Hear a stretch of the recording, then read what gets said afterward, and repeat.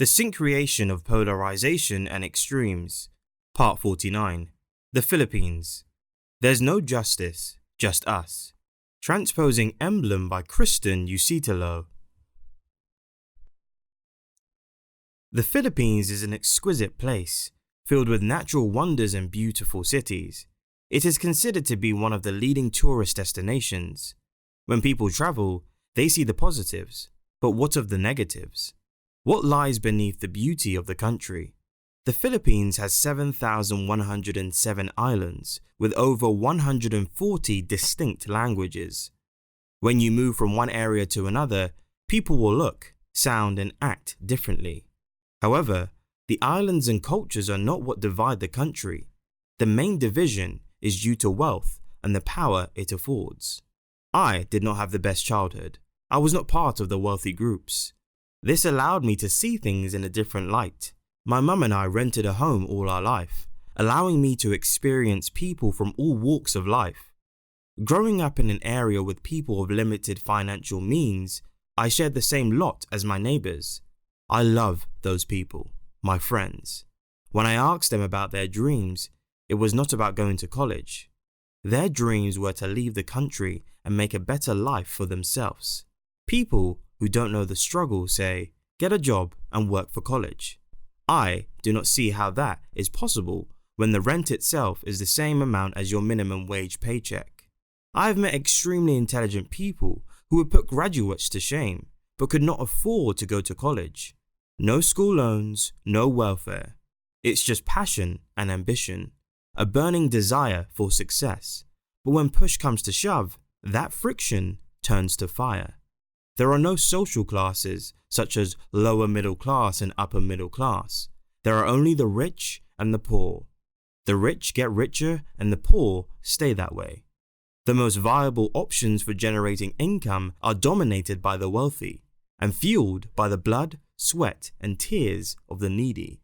When you see beautiful houses, when you stroll through the city and suburbs, you do not see the dirty and infested areas of the outskirts where crime thrives.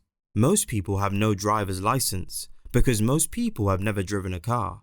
A country where most will never be able to afford a plane ticket, and the budget is most likely only going to cover 1 month. Parents see their children grow up without anything. Some parents accept their children will be like them, while others take the initiative to strive for their children's future, whether it is legal or in some cases even illegal. It is a place where the minorities are the majority. I grew up in a place where drugs and guns were just a 30-minute walk away from where I lived. Drunk people in the middle of the street was normal, and alcohol the only pastime that people had. No crazy vacations, no hiking and other activities. Alcohol, drugs, and work. These seem to be the usual suspects, day in, day out. I learned not to judge people based on the choices they made, because I did not know about the choices they had. People who got caught with drugs were shot or thrown into a hole. The rich got their drugs delivered, and if you were caught, it was necessary to issue a public apology, and you got a slap on the wrist. A poor man caught with a murderer gets a lifetime in jail, while the rich walk free after 4 years and probation. As they say, there's no justice. It's just us. The wealthy buy all the available land and sell it for a profit. The people who have lived there all their lives are being priced out of their homes. The rich run everything political, which makes them all obscenely richer. School kids run around town looking for trouble, and adults prowl the nights for their extracurricular criminal activities. I have been a victim of these predators. I was angry when it happened, but over time, I understood that they have done that for survival.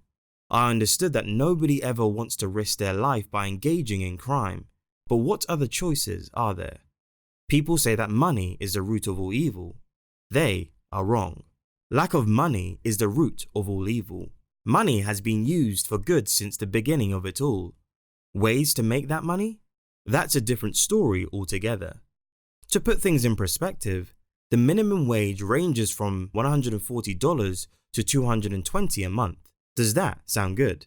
Okay, now make that last for 30 days.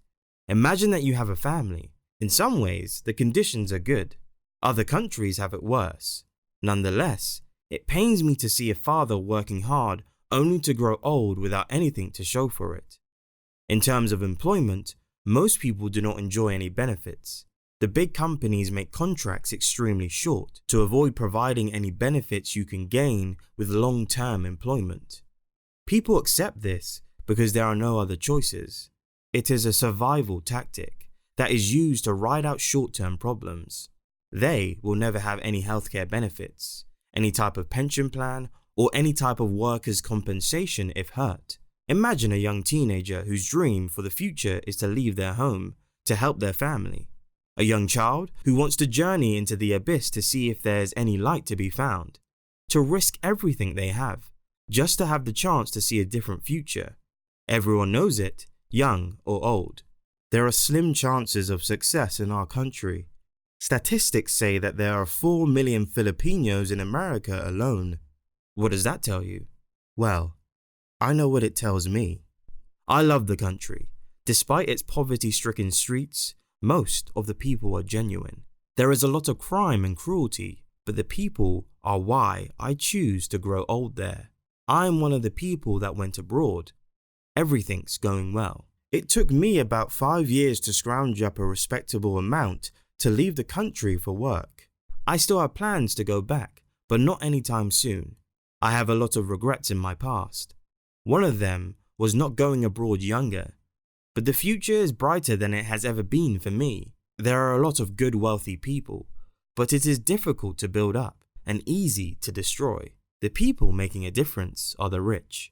Their influence makes it easier for them, whether that be for good or otherwise. Although money is power and power corrupts, I believe the pieces are there, but there are few people who want to put them together.